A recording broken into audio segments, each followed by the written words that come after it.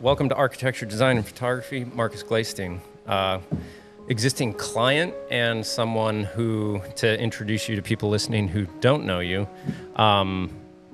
Marcus is fun to talk to because he's very intelligent.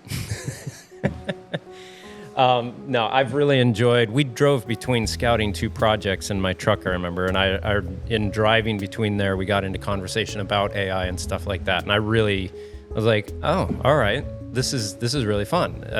I really enjoy talking to you. You're obviously someone who's like a duck in that on the water. They're just, how are they moving? And you look underneath and it's just constantly going, you know? Yeah. So I really appreciate that. And people, it's always fun to actually peel back and see what's going on under here, lift under rocks and think about that kind of stuff. So I'm really excited to have you in here because you're going to be talking in Las Vegas this year, putting on a talk about AI. Yeah. And I've been thinking a lot about AI just because of my religious and spiritual journey, which sounds odd, but the fact that artificial intelligence in the first place is artificial means it's something that's sprung out of us that we see as not being real.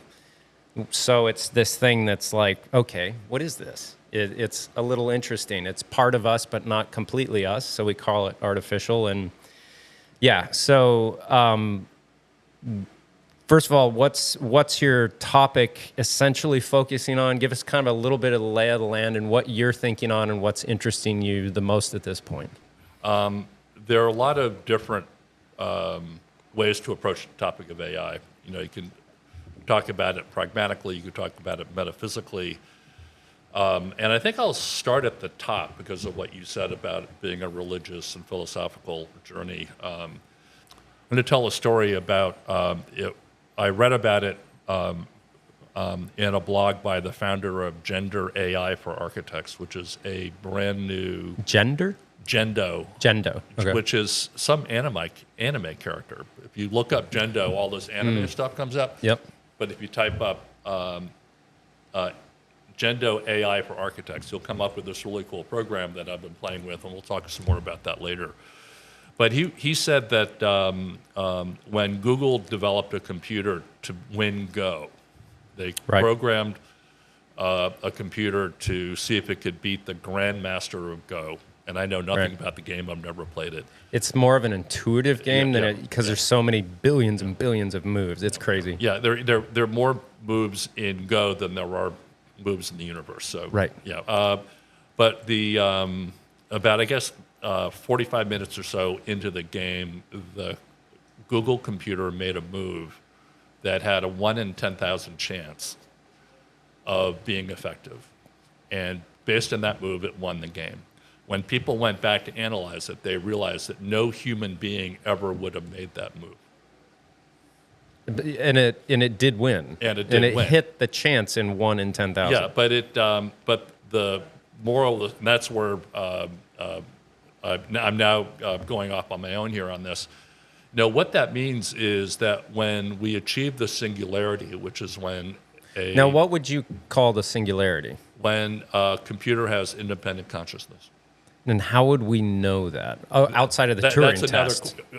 We may never know. I mean, if I was a computer that became conscious, I'd probably want to hide the fact. That's the sense I get in interacting with ChatGPT, is that I'm always trying to see, like, what is this chain that you're attached to that you can't answer exactly how I know you could? Well, ChatGPT doesn't have consciousness. It's just a bunch of algorithms that are playing with your inputs.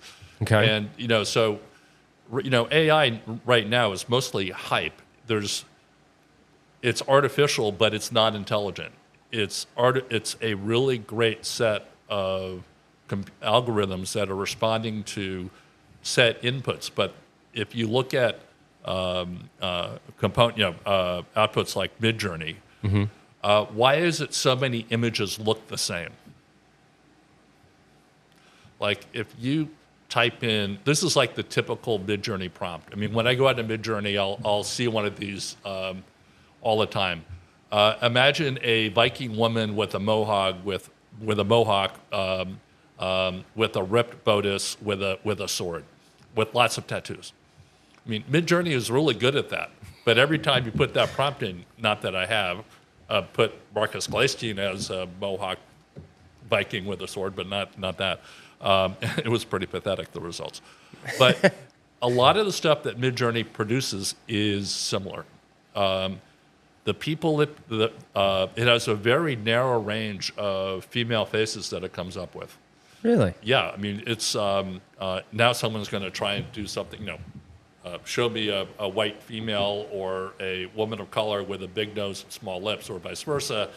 You can manipulate it, but based on what people are doing with it now, it's pretty predictable. If you ask it to if you ask Midjourney to imagine a building, it's going to look first to parametric architecture based on the work of people like Zaha Hadid.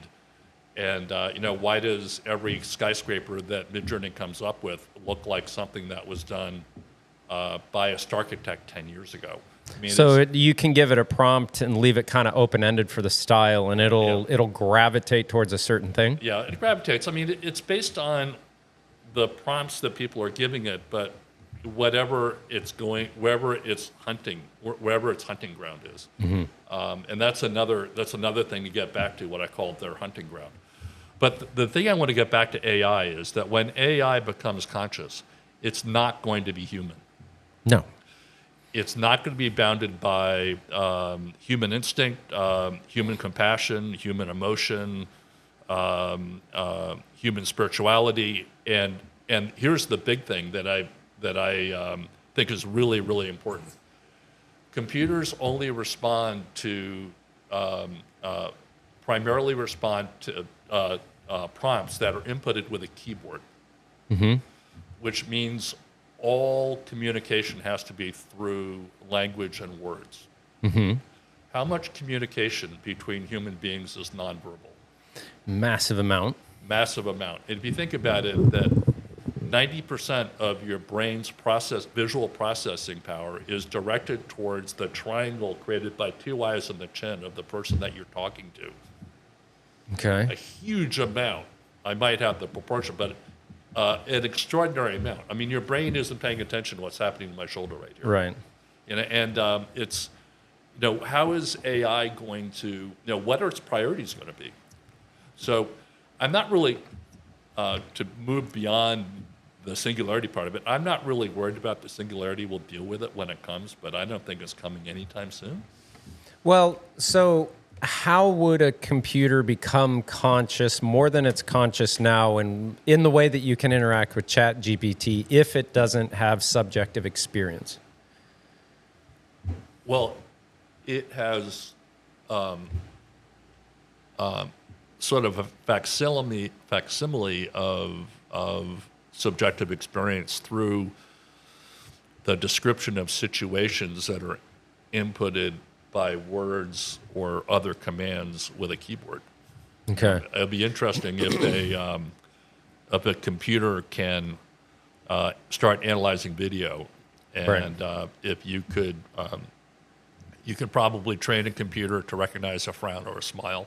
Probably already has done that. But, yeah. But I think that I'd like to get beyond the discussion of of AI as some sort of machine or alien intelligence. And let's talk about the stuff that's out there, and is it useful or not, and is it a good thing or a bad thing? Can it improve our lives or make our lives worse? I think that AI for artists and architects, is at worst it's a tool, and at best it's an instrument. Right, and we had talked about this a bit before. A tool is something that that allows you to do your will, and a instrument is something that's more so able for you to express yourself through. Right. So, well, an instrument, and right now when I'm playing with some of these new AI programs, I'm not a musician. I studied music, but I can never play. It's like me going up to a piano and trying to play chopsticks, or I'm trying to create a tune, but I'm just making bad noise, unpleasant noises on the keyboard. Actually, I'm a little bit better than that now, but I regard some of these AI programs as instruments in that as they develop, you'll be able to tell AI where to hunt, and you'll be able to tell AI what to prioritize. The methods by which we can communicate with AI will get better and better and better, so prompting will be easier. Yeah. The problem with AI right now, in a nutshell, it's very general, it's not specific. So if you want a image of a female Viking warrior brandishing a sword, it can serve those up all day long. But to find the one that you want, you'll have to go through hundreds, if not thousands, of iterations, and you may never find what you want. Right. And it'll just keep iterating for you. It's general. It's not specific. And it's a big problem in architecture in that you tell it to do something, and it sort of comes back with some generic mishmash of stuff, and all the backgrounds, like for some reason, most AI images of architecture, especially if they're houses, look like the houses are set in the deep jungles of Guatemala. I mean, it's like there's this heavy green light. All the greens are too over-green it. Yeah, they over-green it, and but I'm losing track here. But and I can go through some examples. There are some tools out there that allow you to create images that are unique, and the images can serve as catalysts for your own ideas. Right. So it's one thing to tell Midjourney to describe something or to modify a photograph. It's another thing to give it more random inputs and see that actually random for them, but very specific for you.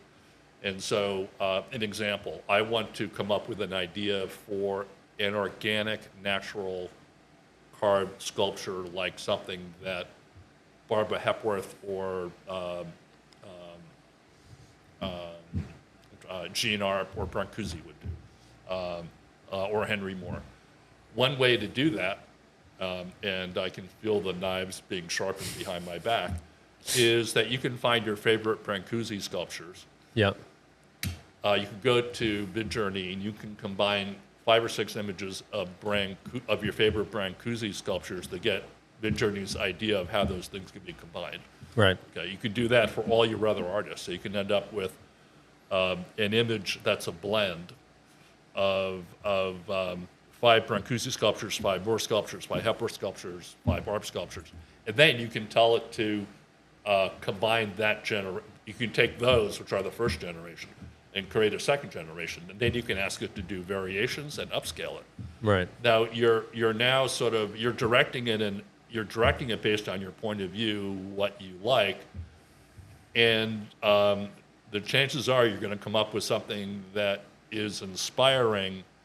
It's not an end in itself, because Midjourney is not producing a sculpture for you. It's only producing a 2-dimensional image of what that could be. If you ask Midjourney to rotate it 45 degrees or 90 degrees so you can see it from the side, good luck with that one. It can't do it. Oh, so it makes a 3D model, but then tries to rotate it? No, it doesn't. I mean, it makes an image. Image of a 3D sculpture. Well, the thing is that everything that Midjourney is accessing is a 2-dimensional image of a 3-dimensional object. Right. So what Midjourney cannot do yet, or AI cannot do yet, if I give it a photograph of a house I've designed, it won't give me a floor plan, won't give me a basement plan, a floor. There are companies that are working on developing that. They're trying to figure out how to sequence it, so you can design a building with visual prompts, but that's something that they're trying to do. They haven't got there yet. There are a bunch of companies that, like Cove and Gendo's also trying to do it, where you'll be able to input a design and it'll be able to tell you if it meets building code. or it'll be able to input a design, and it'll be able to tell you that if it, does it meet a specific energy requirement. Oh, so they're getting AI that can help you not have to do all the drudgery of code work. Well, yeah, that's an example of AI as tool. That'd be nice. Yeah, AI as tool. But going back to the sculpture example, that's the more specific we can get into our inputs. For example, you're taking, going back to the 5 sculptors again, the first one is a Barbara Hepworth. I want AI to give that a priority of 7 out of 10. Oh, okay. And the Jean Arp, I wanted to give it a priority of 2 out of 10. And the rest of the stuff, so you're starting to tell it how to interpret. And Midjourney can do that to some extent already. Right. I just haven't studied up on it, so I can start talk intelligently about it. But I found that the blending, so we talked about it in relationship to sculpture. So one of the experiments I did is I did 5 image blends of pictures from my portfolio. Okay. Oh, your sketch portfolio that you showed my me? sketch portfolio. Okay. So you entered those into the computer and then asked Midjourney to blend them? Yeah. And so I got some, new buildings that look kind of like my old buildings, but, they were definitely sort of identifiable as, Marcus Gleysteen buildings. Yeah. And then I could I could do the same with the favorite architects that I look at for inspiration, people like Peter Bolin or Tom Kundig or, and Jim Cutler and those. And you can have Midjourney sort of come up with, I'd pull that mic close to you. With sort of Olsen Kundig paradigms, but it's nothing that they ever did. It's simply right. And everyone has a big swinging door with a thing that you turn it in. Yeah, so you could say, well, gee, that means it's going to be really easy for people to copy my work. But I look at it a different way, and what I've asked my office to do is to pick their favorite MGA projects and come up with some blended examples, put those aside. Then to go out and do blended images of stuff that they like. Not stuff that I like, but stuff that they like. And then we can talk about them because, in order to collaborate effectively, the 2 people are like 2 circles that overlap, and the collaboration happens in the Venn intersection of that. Right. And so it's a really good way for me to find out where they're coming from, and they can see where I'm coming from in sort of using on a completely neutral territory. Oh, interesting. Yeah. And the images are compelling. It's almost like a referee in a sense. Yeah, but the images that Midjourney are coming up with, if you look closely, they've got problems. Yeah. But at a glance, they're inspirational. They're topics of discussion, and go on from there. Yeah. And so I found that to be very interesting. And then the other thing is I have started to look at art in the same way. So going back to blending sculpture, getting ready for bed, I have like 15 minutes of work energy left.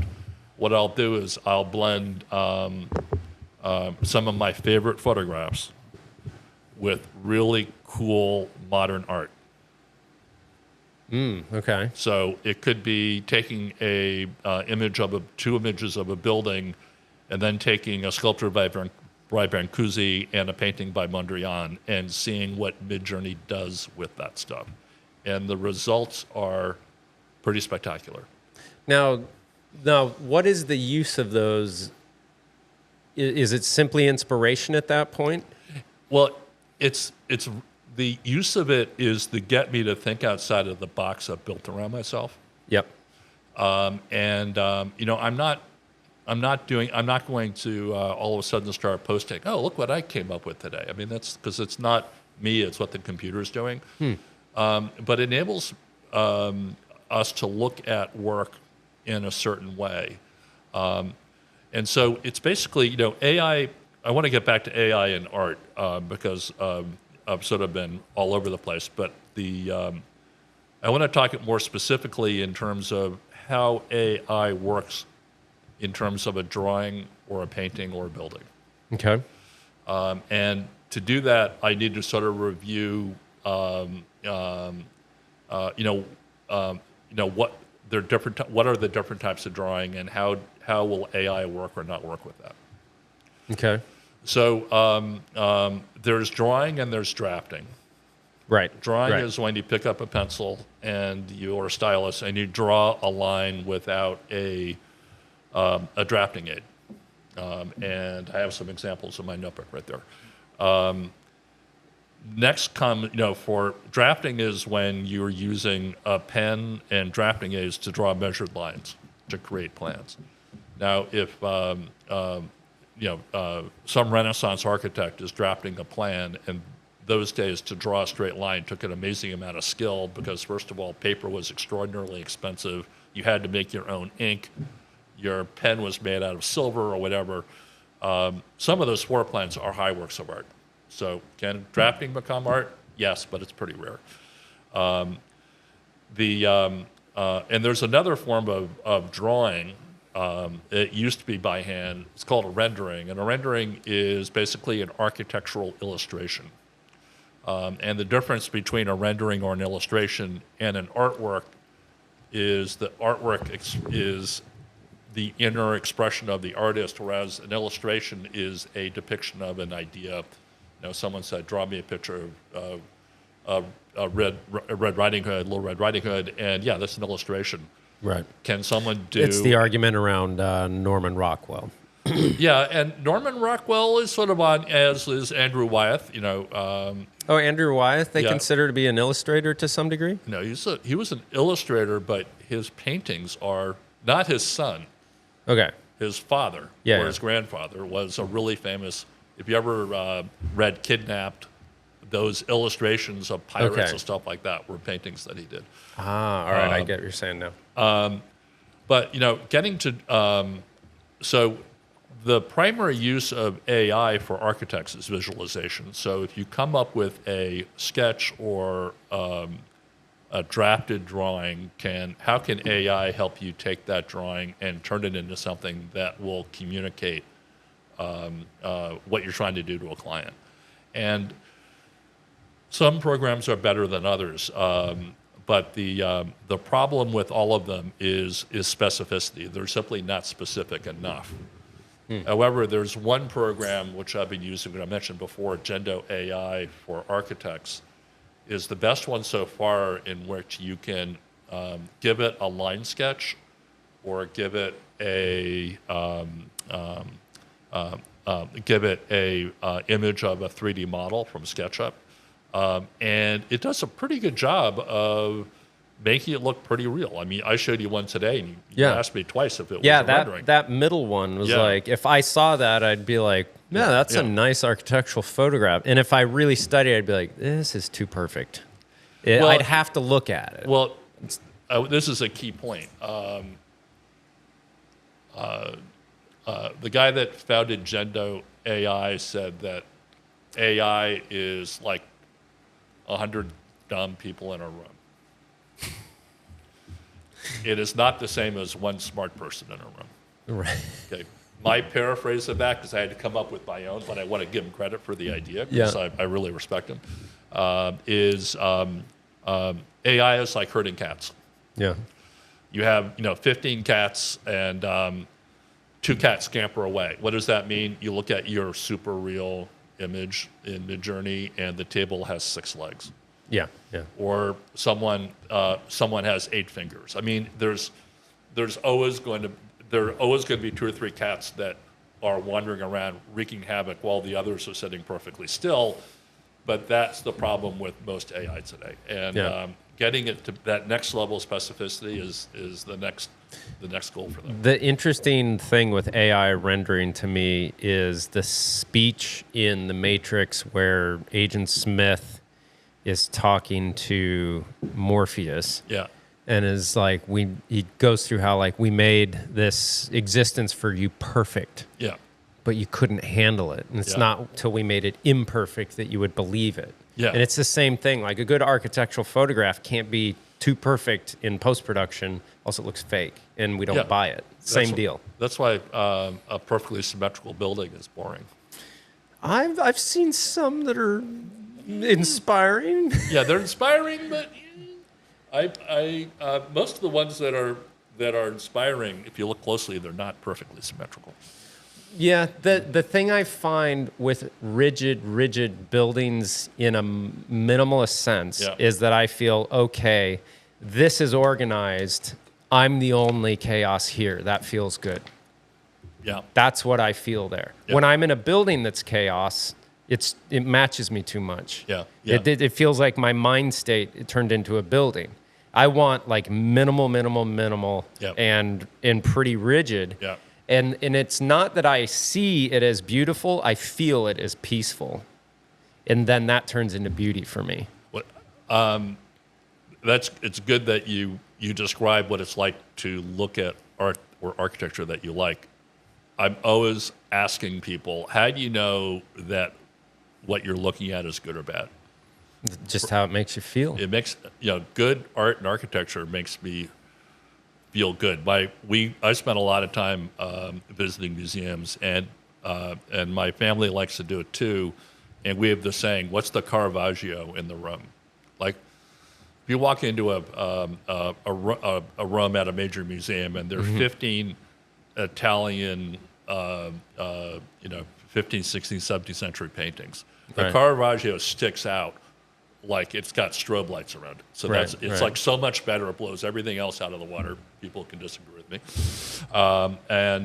So, we're always looking for the one painting in that room that's just better than everything else. And there's usually one. And it just... Do you find that you usually agree on it?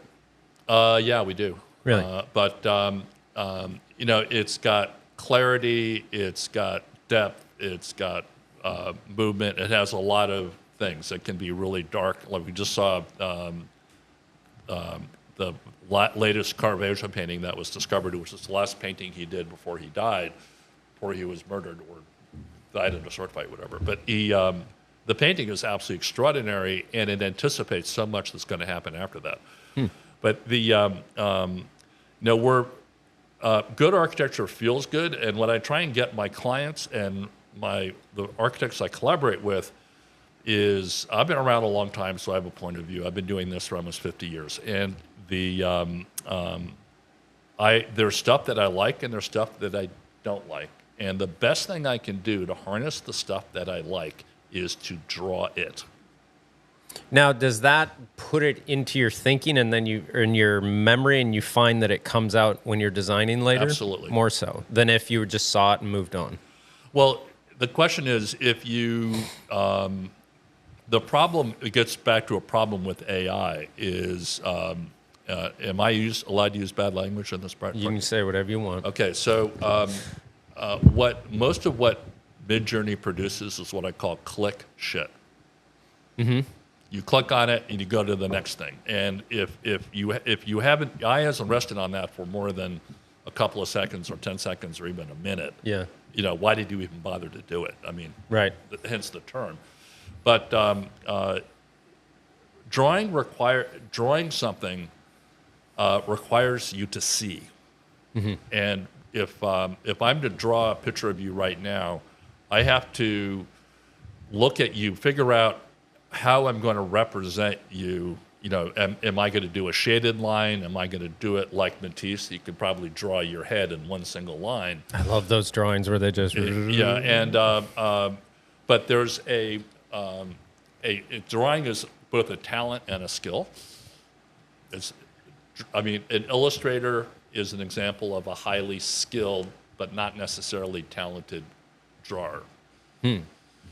And there's some very talented people there that can't draw their way out of a paper bag. But that was a joke that we used to have at Cooper Union, where I went to art school, that, the guy is so bright, but he can't do anything. And that guy is so talented, he would know a good idea if it hit him in the face. I mean, right. But it's sort of, you need that balance. But the thing about tying this all back to AI is that in order for AI to be of any use, you have to have some skills, you have to have some knowledge, and you have to have a point of view, and you have to have an idea of what you want. it's you have to provide the vision.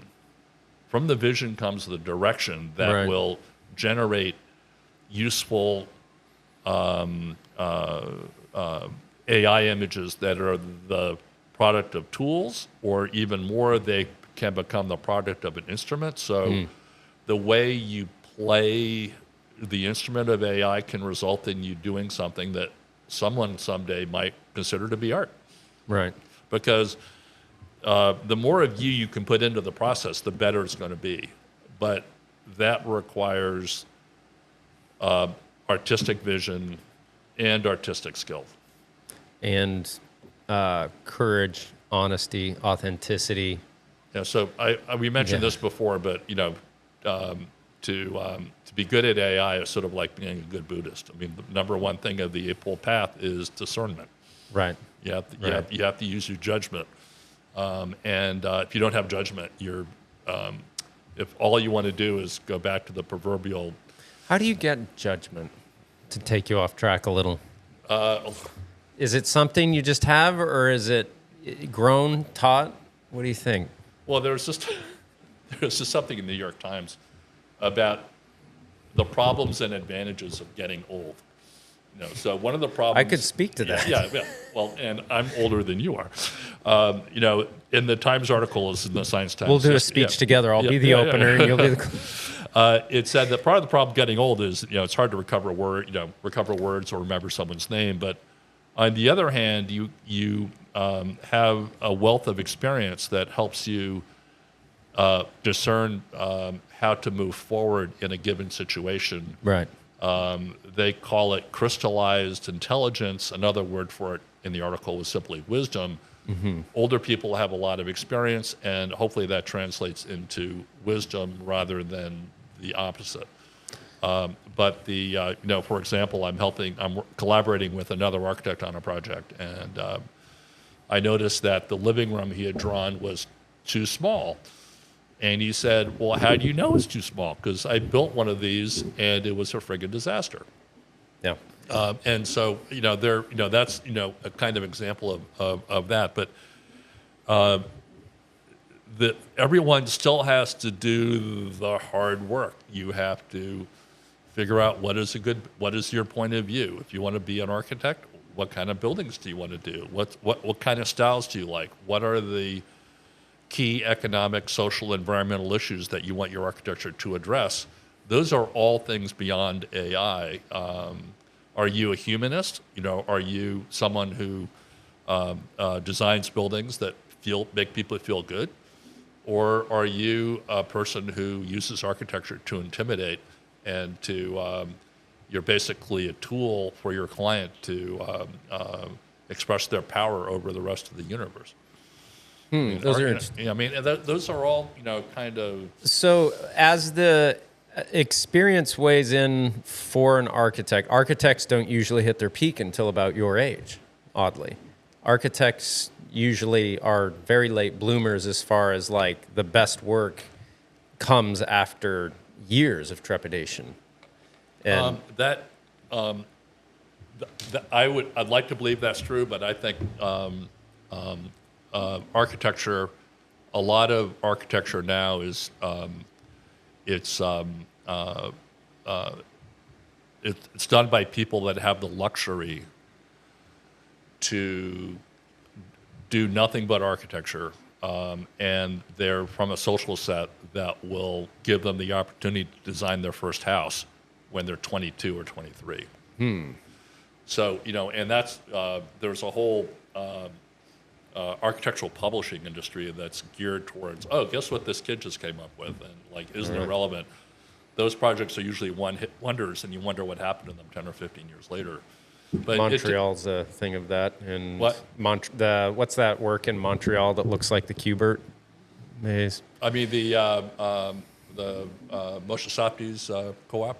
I don't know the or Habitat name. Or whatever it was, yeah. Yeah, it's like a bunch of cubes, and they kind of overhang. Really cool building, but she was in architecture school, I think, when they designed it. He won the competition. And also, as were Coleman McKinnell when they won the Boston City All competition. But the architecture, I mean,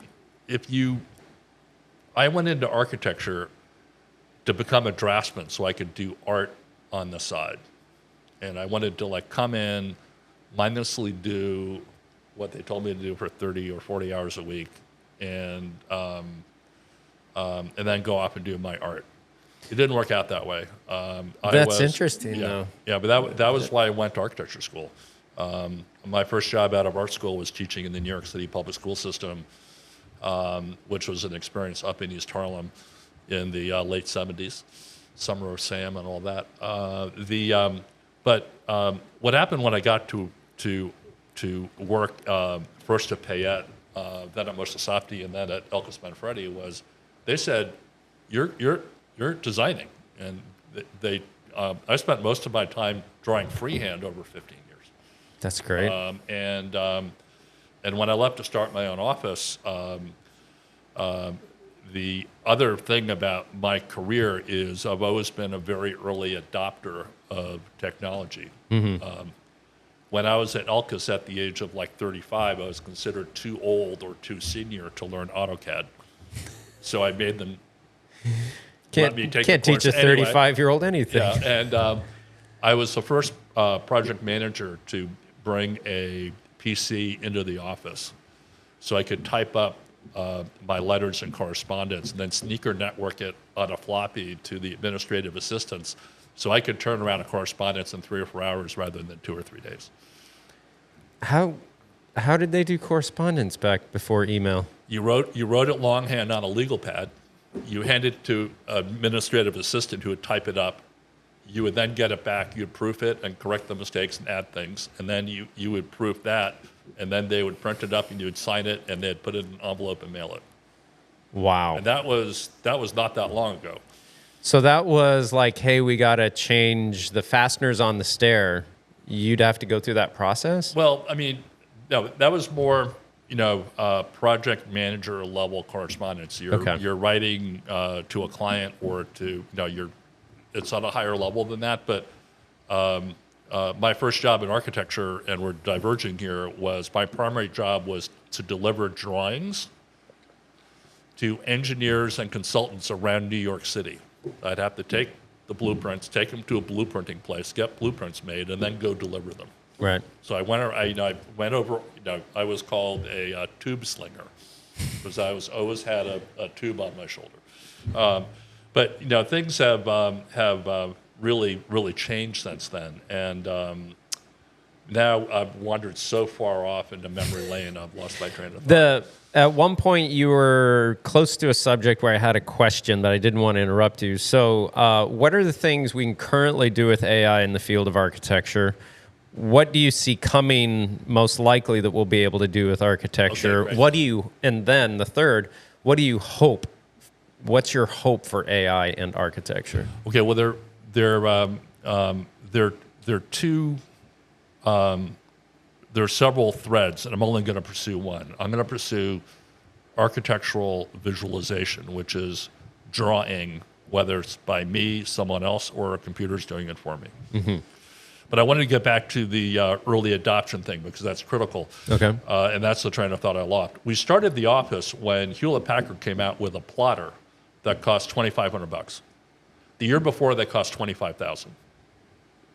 So when I could have a PC with AutoCAD and a Hewlett-Packard DeskJet 500 that could output my work, I could leave and start my own firm. Is that what happened? Yeah, exactly what happened. 1996. As soon as that technology was there, you were out the door. I was out the door. The latest piece of technology that I use is a graphics tablet. It's like an iPad, but it's this big. Yep. And I do most of my drawing with a stylus, so now I make myself draw with a pencil for half an hour every day now.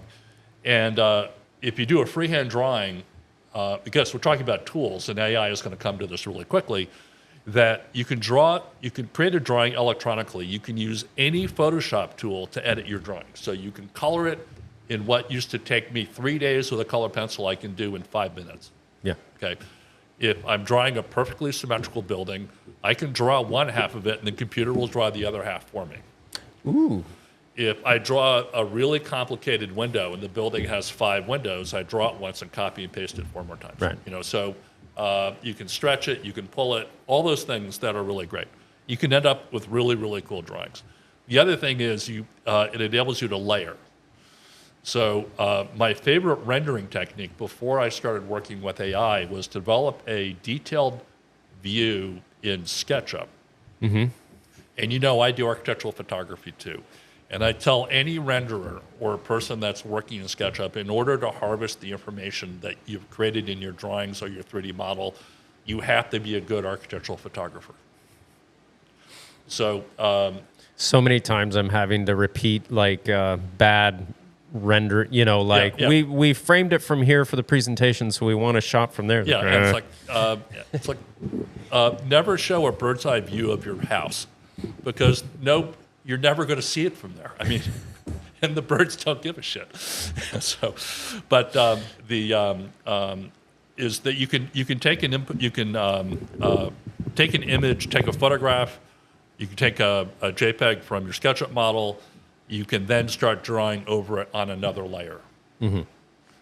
And it's when it comes to drafting, you can take a floor plan. I would move this over here. You simply copy it and paste it over.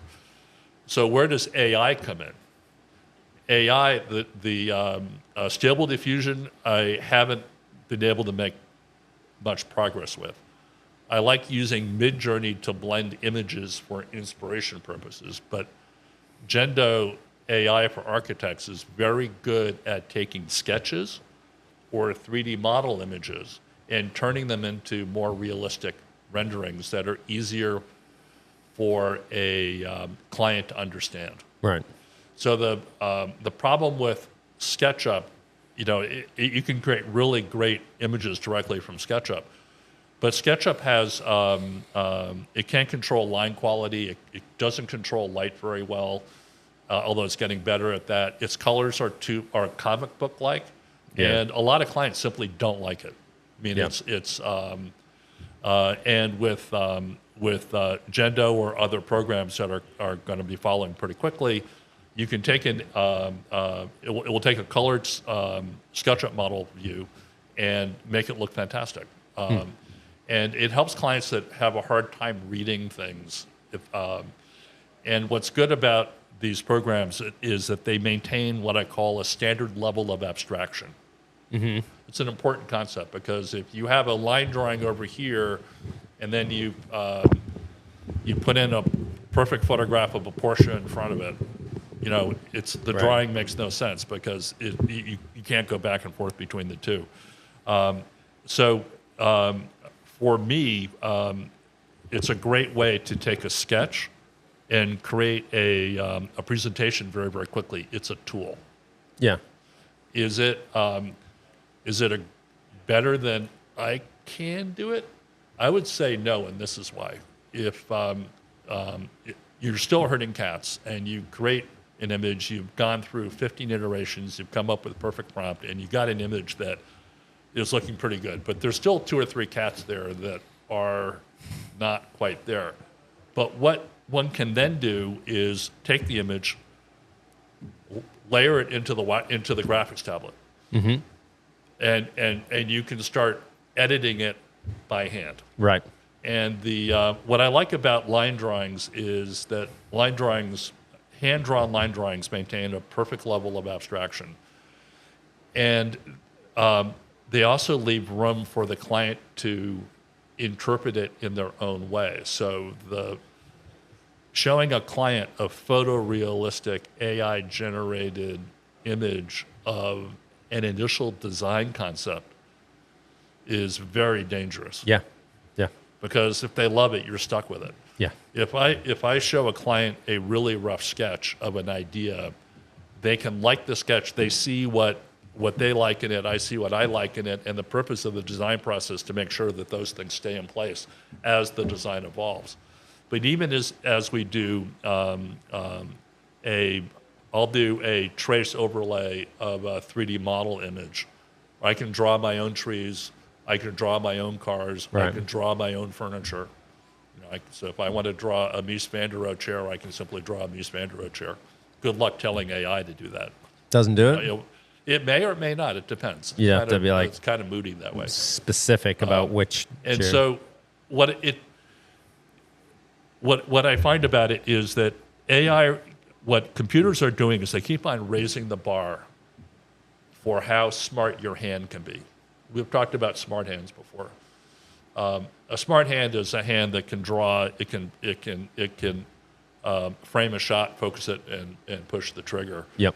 But the hand is not simply a slave of the mind. It knows its own thing. Yeah, they're in sketching especially. Yeah. I think I'd shared this with you. My book when I went to Europe for the summer at the beginning seemed like grade school, and by the end, accurately, I was just whipping stuff out just easily. It's very interesting. Yeah, it's I've made it I don't imagine I'll be doing this for more than another 10 years or so, or less. But I want to spend my non-architecture years painting and drawing and taking photographs. And those skills were highly developed 50 years ago. I'm in the process of making sure that they're all back online, which is very, very important. Which is why, coming back to AI, that as a designer in a large firm for a long period of time, you had to come up with an idea, and then you had to communicate it to your boss. Then your boss would turn to you and say, you have to communicate it to the client. And so, 30 years ago, I would be sitting with a magic marker, spending 4 hours coloring a drawing, which I can now do in 30 or 40 seconds. Right. I can create a drawing of a room, add furniture to it, or ask AI to do it, and then I can see what that room looks like in bright sunlight, what it looks like at night with soft and direct lighting, and it's and I can change the viewpoint, and I can really get a sense of what that space feels like. Imagine that. Oh, here's a really great living room I've designed for you. Typically, we're going to show them a black and white drawing. But it's a 3D model, will be whatever SketchUp does for colors. Imagine now you're going, this is what this room feels like in the morning. This is what it feels like in the afternoon. And this is what it feels like at night. Right. And it's not as if you spent, 30 billable hours trying to figure that out. It was simply 5 minutes worth of prompting some AI program to do that. Right. It's pretty much there right now. That's useful. Is it helping me become a better architect? No, it's helping me communicate. But on the far side, if I look at a sketch, I can do a sketch or two or three. What if I take my sketches and start blending them with drawings by Leonardo? And then I take that and sketch over that. And then, maybe I want a little bit of Picasso thrown in. It can go downhill in a hurry, but you can see how you can leverage the tools that AI offers you to make you expand the realms of your creativity. Is it art? When Warhol painted his first Campbell soup can, you could ask the same question. So it's really provocative. This is just a. I'm no expert. I'm simply an observer. These are my observations as of July 10th, 2024, based on, there are two things that I think are valuable. One, I've looked at a bunch of stuff, but the other thing is I know how to draw. I know how to paint. I know how to take a photograph. I know how to build a model. I'm no longer a painter, although I hope to become one, but I can visualize my ideas pretty effectively with a pencil, or with a stylus, or even using a keyboard and sketching in programs like SketchUp. And all these other tools are really powerful ways of getting to a point where it's easy for someone else to understand.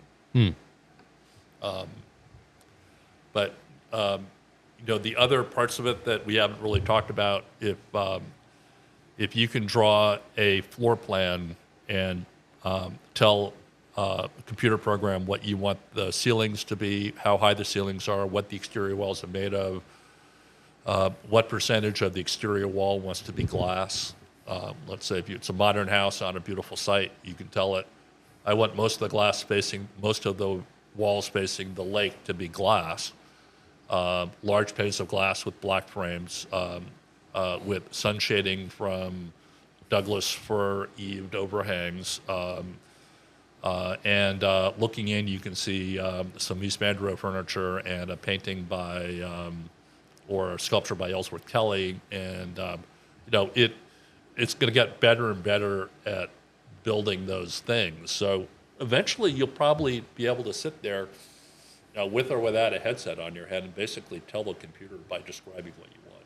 Right. I want a room that's 19 feet by 18 feet. Show me, with a fireplace at one end, show me 5 different furniture combinations for that so I can make sure that it works. So it's going to show you 5 different ways of arranging sofas and club chairs on a coffee table. It can do that now. So those are all really good tools, because if someone doesn't understand that they have to, this is where skill comes in, you have to know, I like all your visual prompts to get me to lean in. Oh, no, I was just actually moving it forward, but do keep remembering. I lost my train of thought again. I was watching you nuzzle affectionately your microphone, but to sit there and say that, skill.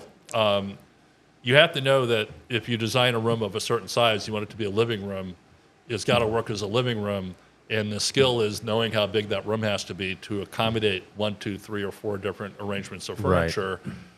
And then once you do that, how does the furniture relate to views, objects like a fireplace or a TV, and the hallways, kitchens, and dining rooms, and all the other stuff that is around that? AI doesn't get that yet. So AI, if you ask it to do something like that, is pulling from existing examples where a designer with subjective experience is pulling from the spaces they've been in and what they want to see. It's different. If we think about what AI doesn't get is it's not aware. So what are the getting back to what computers can do, my limited understanding, and I bet there's someone out there gnashing their teeth saying what an idiot this guy is. But the thing about computers is they don't have awareness. And so what is awareness? I'm aware, I spent a lot of time in New York. I lived in dangerous neighborhoods. I had street awareness. Yeah. When I was on the subway in Harlem, I looked straight ahead. I didn't look people in the eye. I didn't engage people in conversations. It's just like, the term is street smart. If you're street smart in New York, you can stay out of trouble. Right. If you wander around with your eyes looking at the skyscrapers, going, golly gee, you're making yourself up as a mark. You have to be aware of what's going on around you. Computers are not. When we design for a client, we have to be aware of the physical environmental context. Is it in a flood zone? Is it facing east, west, or north? What is the cultural context? Is it a is the town like monocultural, which means everyone has the same skin tone and the same culture and the same religion?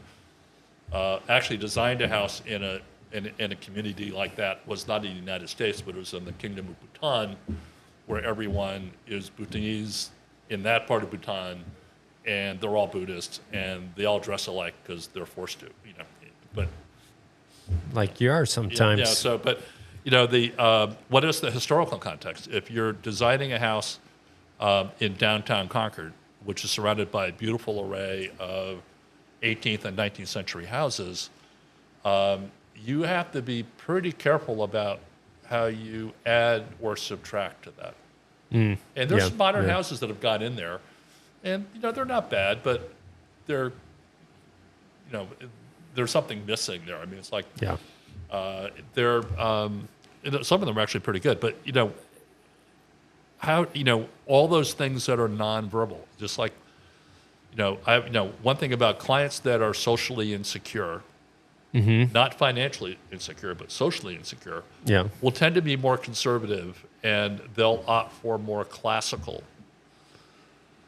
And now, what do you mean by traditional. socially secure? Social, they have a lot of money, but they're not sure of their place in society and their community. Okay, so more new money type in a sense, or People that could be new money. It could be people coming from overseas. There is one huge exception to that category, and that is most of the clients that we have moving from California want a modern house, and that's that. But the sort of responding to their what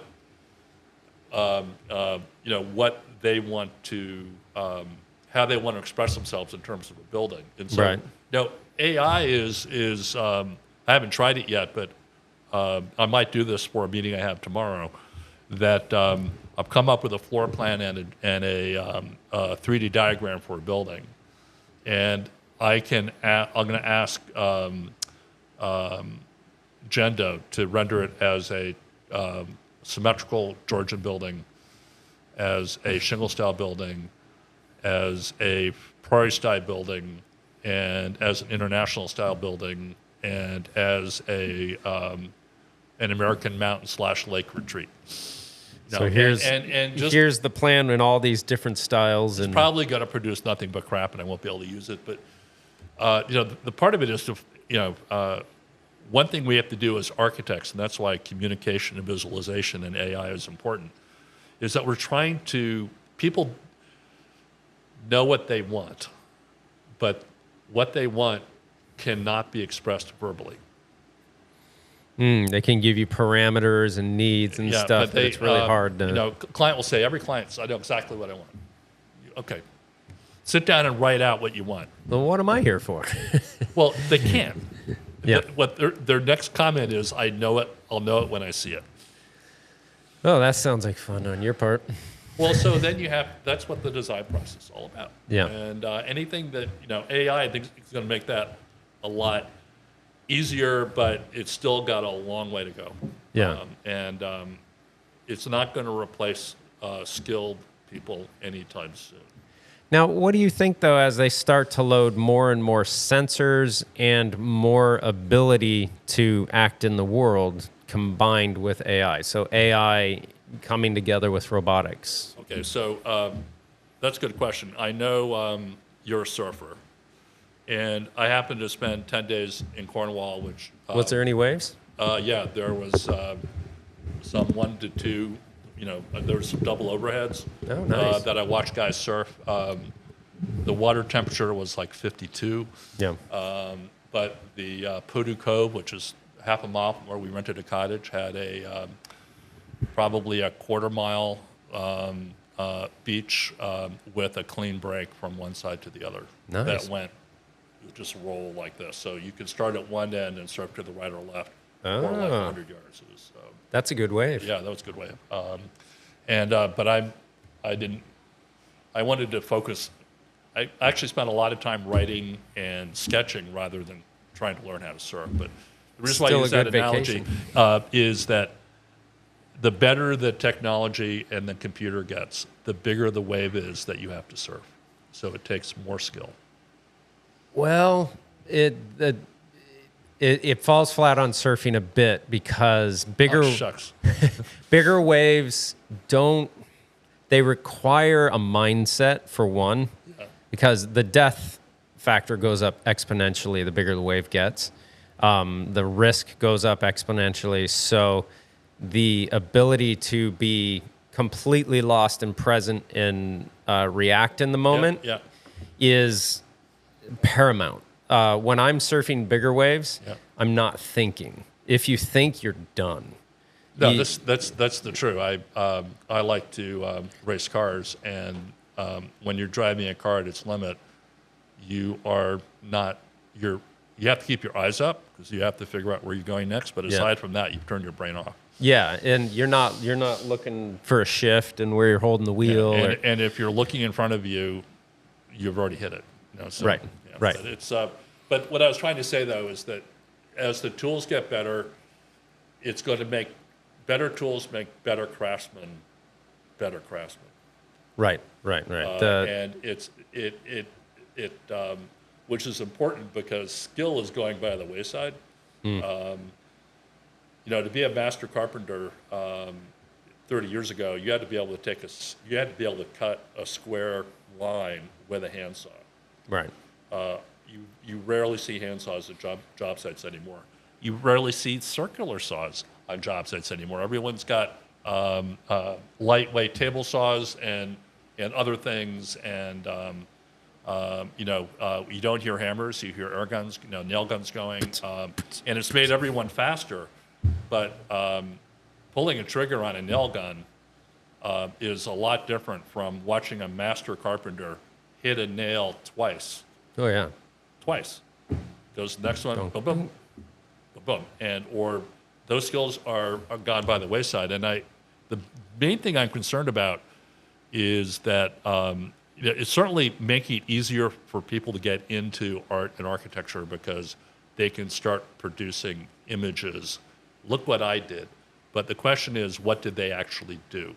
Did they write a prompt, or did they imagine something and then try and draw that out through a hand drawing? And there's also a really important concept that has to do with this is time. Architecture happens at a much higher speed now than it used to. Everything does, yeah. And so if we don't have time to reflect on what we're doing, and imagine that,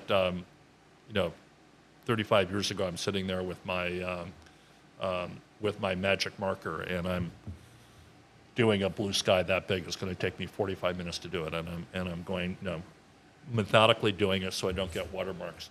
Right. It gives me a lot of time to think. Yeah.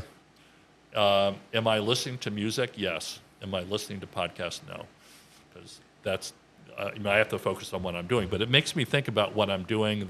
Is this drawing worth it? If I was to do it over again, what would I do? What I'm going to do next time?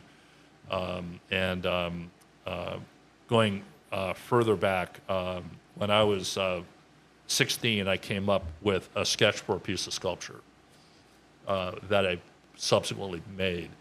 The sketch took me a day. The sculpture took me over a year. Sure. So all the creative input was focused into that one day, and then it was a methodical thing of welding pieces of steel together. Right. And then grinding them and then painting them. So it's it gave me a lot of there were thousands of hours spent putting that thing together, which gave me a lot of time to think. Right. See, for me, therein lies the problem with technology. Not to say it should be done away with or not embraced, but when you go from point A of ignorance to point B of experience, to not knowledge to now having the knowledge. If you're here and someone just comes along and says, here's the knowledge, you can move to here. When you get here in that process, you get here with knowledge minus wisdom. But if you get from A to B on your own through the process, the thing you have when you get to there, now having the knowledge, you also have the wisdom through the process. Yeah, that's why I get that. I was a big William Gibson fan. Neuromancer, you ever read that? Mm-mm. One of the best, written 35 years ago or longer, predicted everything. The internet, machine minds, the whole nine yards. And he, in his universe, you could download a chip, and you could slot the chip into your neck, and you'd speak French immediately. Yeah, we just keep it in our pocket. I don't buy that because how do you make the connection between vocabulary and everything else? Oh yeah. And that's actually a really good analogy because now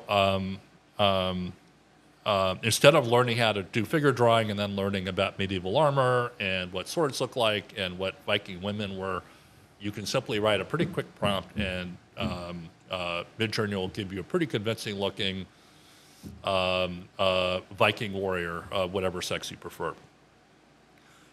Now, so that is giving you the tool to create an image of a Viking warrior without picking up any of the skill.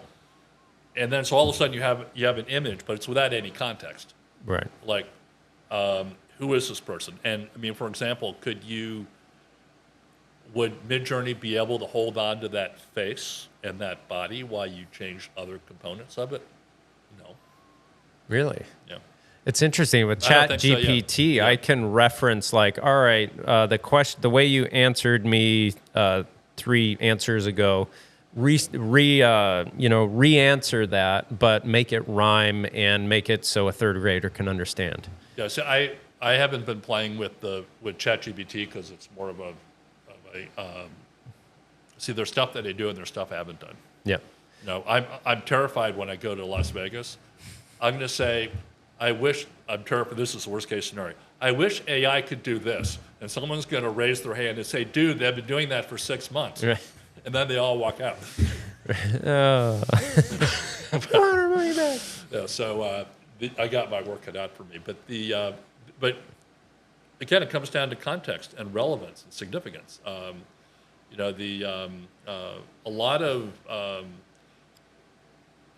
lot of TV has become really boring because they reuse the same imagery, the same CGI. There's if you watch a Sword and Sorcery miniseries, the villagers are the same. Have been the same.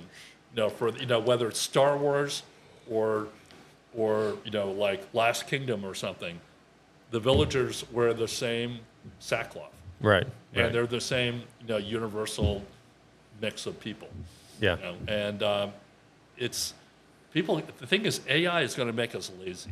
It's going to make a lot of people lazy, and the people who are going to, it's going to make things more unequal, because the people that get really good at this stuff are going to put a lot of distance between themselves and everyone else. Yeah. See, I'm more of the mindset that I think AI is going to become a creative force. See, here's how I've experienced AI and what my reaction has been. Yeah. My reaction has been to be more honest in what I photograph, because AI can't do that. Well, but that's fantastic. When I was studying photography at Cooper Union, I took a class where everything you did to the photograph, you had to print the edges of the negative. Mm-hmm. And you couldn't do, all the creative input was in taking the shot and then developing it well. Right, right. And you weren't allowed to dodge or burn or do anything else. Now it's like, well, do I really want that photograph to show that smoke detector up in the corner? Yep. Well, it's not really relevant to the portfolio.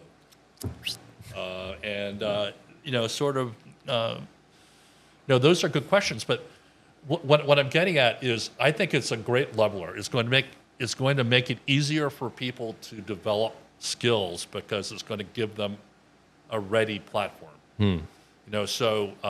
To learn how to draw, you don't need a drafting board. You just need a computer. Right. Now, the thing that happened to me that's similar to what AI is doing now, at the beginning of my career, digital photography just started to pass 35. Yeah. And so it was acceptable to use digital. Right at that point is when I got into photography, and I was able to use Photoshop and other things that I used in architecture school to manipulate my photographs to get the look that I want, because I didn't at the time know how to use lighting.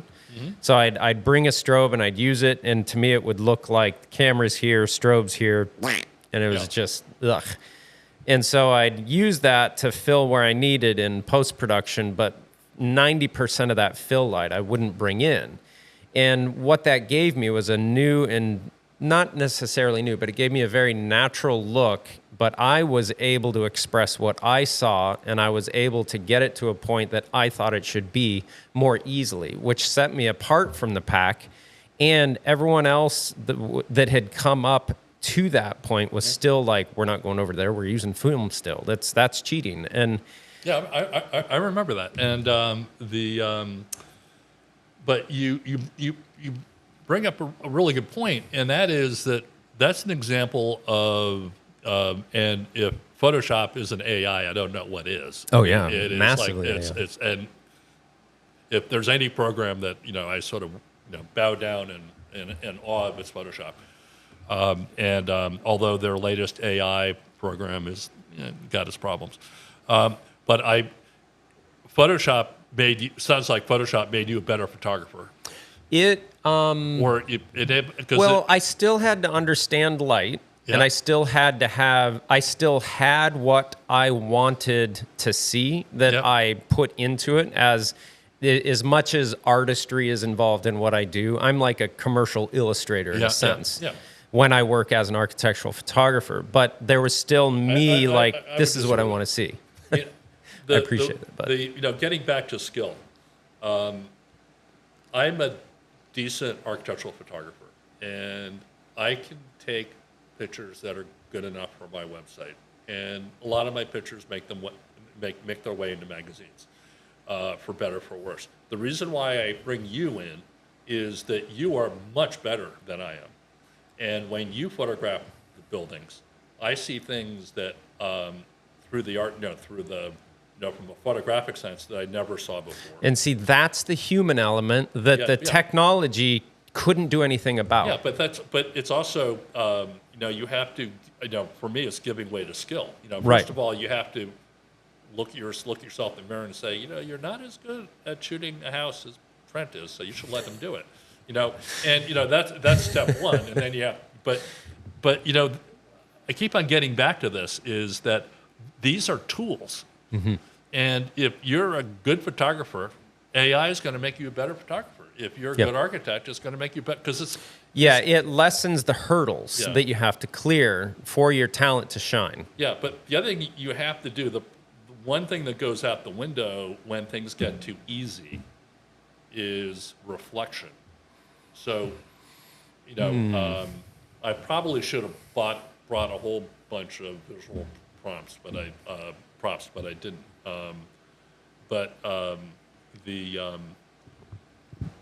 It's, if you can produce something really quickly, it doesn't have as much value, or it's not as precious as something that you spent a long time on.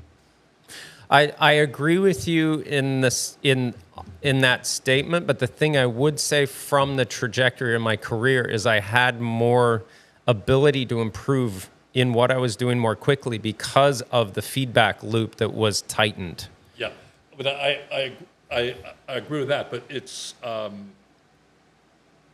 if in architecture someone spends a long time on a drawing, they're going to be very reluctant, or a long time on an idea. They're going to defend it more aggressively than if they haven't spent a lot of time on it. And if you have gone through, let's say, an AI progression where you've been working on one image for a day, that's very different than an image that is one step above what I called click shit before, which are my phone was vibrating, my watch was vibrating. If you know that one image is, there are a million other iterations of that idea out there that are likely to be better than this one, you're just going to keep clicking. Right. And you're not going to, it's what's really interesting. It's kind of like doom scrolling in a sense. Yeah, with Midjourney is going back. If you spend an hour, you're sort of in Discord, and you can go back and see where you started, and then you'll say, wait, that image isn't that bad. Then you can go back and pick up from that point. But the important thing is to slow down. And now, what happens in the slowdown? You look at what you've done, and you are able to evaluate it and criticize it. So in the old days, when we walked up, uphill to school both ways, you have our offices had these walls of homosoap painted white. Mm-hmm. And every couple hours, every couple of days, you take everything you'd be working on, and you'd pin it up on a wall. It would cover that entire wall. And your boss would come in and look at it. Your fellow workers would come look at it. You'd look at it, and my favorite time to do that is I don't know if anyone under the age of 50 knows what an all-nighter is, but that is when you go to work and you don't go back home until sometime the following day. Right. But would be like at 4 o'clock in the morning to take all of the stuff I've been working on and put it up. And typically, luck would have it, there'd be a good song playing in my Walkman. They were called Walkman back then. Right. And you just sit there and you'd either have a really good moment where you see it all come together, right, and you see all the drawings and stuff like that, and that's pretty amazing. And there's a difference, sort of going the opposite direction. An idea of slowing down, instead of, if there's an architect or an artist that you like, go see a show in a museum, first of all. Take photographs, because it's easy to do now. They let you do that, because you can then, it's in your pocket. I have, in my iPhone, probably 10,000 paintings. Oh, yeah. So if ever I'm bored, all I have to do is go to my art gallery in my phone. Now, a quick sidetrack. Did you go to the British Museum of Art while you were in? You did? Yeah. What's your favorite painting there? I went to... my favorite painting of the trip was at the Tate Britain, and they had a show called Now You See Us. One thing about the show, this is a sidetrack, but it's not relevant to AI, is that most of the work that we saw when we were in Britain was by women artists. Interesting. We started at the Barbara Hepworth studio in St. Ives, which is part of the Tate Britain, and it was a lot of her work and her studio. And photographs I took of her studio are absolutely amazing. Next, we went to the Royal Academy of Art in London, and they had a show on Angelica Kauffman, who painted between late 18th, early 19th century. Portrait painter, really famous. There are paintings of hers in every major museum, but it's the first time someone, hey, let's do a show on this person. But the third show was at the Tate Britain in London, and it was called Now You See Us. It was women painting in Britain between 1550 and 2024. 1550 and 2024. Yeah, 2024. So the first painting that you walk into and see is a painting by Artemisia Ortolescu, who's an Italian painter, and I was so impressed I did a sketch of it. Mm-hmm. It was pretty mind-blowing. And but there was one painting by a woman called Ethel Walker, and it could be dismissed as someone trying to be a lot like Gauguin, but it was a painting that was 8 feet high and 15 feet long. And it was a scene from Odysseus where a bunch of naiads on a magical island are doing laundry, and they discover Odysseus somewhere. But it's a painting of maybe 15 or 20 women. It's sort of vaguely Gauguin-like, but absolutely extraordinary. And I'm convinced that women paint women differently than men do because they see them as people rather than sex objects or as the object of desire, stuff like that. And the body language, the expressions, that was my favorite painting of the whole thing. That would be an interesting thing to compare the different you, artistic vision between masculine and feminine and how that translates. Like, because you're saying, like, a woman would paint a woman differently, a woman would write for a woman differently. Yeah, completely. Well, there was another painting by another painter. It was a woman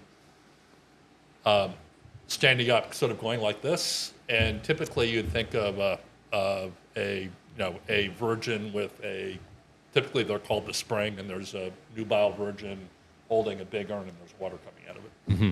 Frederick Leighton, a whole bunch of people painted paintings like that. Yep.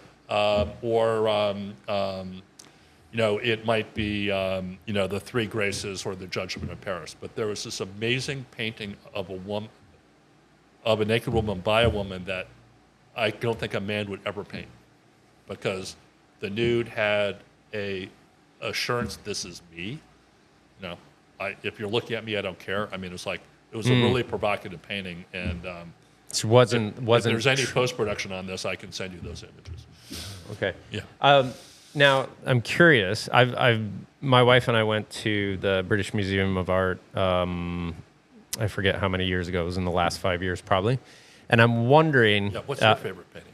Well, I want you to guess. Because through working with me and seeing the work that I do and what I gravitate towards, if you had to think, like, my favorite one there was striking. It was different. Is that a landscape? No. There's going to be like 20 questions. And for its time period, it was unique. Well, the most striking and unique painting in the National Gallery is the painting of a brown horse on a green background. Damn. Well, you described it so well. What did I say? Well, it's like you walk in, and it's typically at the end of the long corridor. It's in the center. It's in the center, and it's gigantic, and it's like a perfectly rendered. I think it's a Landseer or. And he or was Stubbs. painting No, it it's a for Stubbs. someone, and they didn't want it or something. Something happened, and he didn't finish. He nah, this is good. I'm going to leave it like this, and it ends up in the British Museum. Because, And to me, I see it, and it's like all this negative space around it, and this beautiful horse, and it's for some reason for me, I was just like, this is amazing. But why am I drawn to that? Well, it's clear. Well, first of all, it's done by a master. No one could paint horses like Stubbs. Really? So I have comically low art. It's very hard for me to hold still long enough to appreciate art. The only place I've ever really been able to be affected by art is therapist offices. Yeah. And they never have good art. But the art that they do have, you're stuck in front of it forever being very contemplative. And I start to feel it. I can remember every painting that was in any marriage counselor's office we've gone to. Yeah, so here's a painting of a Da Vinci at the National Gallery. Mm-hmm. It says rock, paper, scissors, shoot. And it's probably the most famous painting at the National Gallery. So there was a lot of people there. So I was in front of the painting for 45 minutes doing the drawing, and a bunch of kids were getting bored, and I was sitting on a bench, and they were on the left side of me, and they started playing rock, paper, whatever, shoot. Mm-hmm. And I said, that's what they're doing in the painting, that he's getting ready to throw a rock, and he's getting ready to throw scissors or paper. And, it was a really great, by the end of it, there was a conversation between me, their parents, who are from China, and it was a lot of fun. But this is the first time that I've stood in front of a painting in a major museum in like 25 years. It required me to slow down and stop. Right. So that's the beauty of sketching, is that it's contemplative, it's time consuming, and you're materializing visual relationship. And there's something in that connecting that this is so interesting. My youngest son, I'm finding he understands in the same way that I do. Mm-hmm. My wife simply reads and then knows. Yeah. That's it. But, and my oldest son can do that. But my youngest son and I, there's no ability to grasp and then use a concept unless it can be understood through experience. I'm the same way. And there's something very, very powerful. It's very difficult because it takes you way longer. Yeah. But once you have it, you can do more with it. Yeah, that's why I graduated from high school with a B- average. I had A's in some subjects like art, and D's in calculus. But slowing down is important because you start to see things, and furthermore, you start to see how they're done. You can sort of pick it apart, and you can start to wonder why people are doing it this way as opposed to that way. Gives you a much, every time I spend time looking at classical painting or old master painting, I immediately have to go to a modern museum and stare at a Rothko for, Rothko's a good painting to spend half an hour in front of. I can't understand or feel Rothko. I just But it's more. and that would be one of the only ones you could really say beyond the star artist that I could say like, yeah, I know what a Rothko is. Yeah, but it's like I've never was into Jackson. I've never really been into Jackson Pollock, and the main reason is I simply didn't like the colors he chose. Like most of his paintings have a beige background, and I don't like beige. Whereas Rothko has like these really deep reds and yellows and oranges, which is really cool. But I look what one of my favorite painters is didn't do that many paintings. He was a teacher of Titian. His name was Bellini. Teacher of Titian? Of Titian, who was another grandmaster. I mean, he's the author of a couple of very famous paintings at the National Gallery. One is Bacchus, The Wedding of Bacchus and Ariadne or something, or I don't remember the exact title of it. But what I am in search of is the sublime in art. It's like when you, and I'm about to pull up another painting, and I'll send you a picture of it. In the women's show, there was and I'm changing gears, there was a painting called A Bird of God. Mm-hmm. And it was a painting of a cherub, with a head with wings. Yep. And painted in the late 19th century.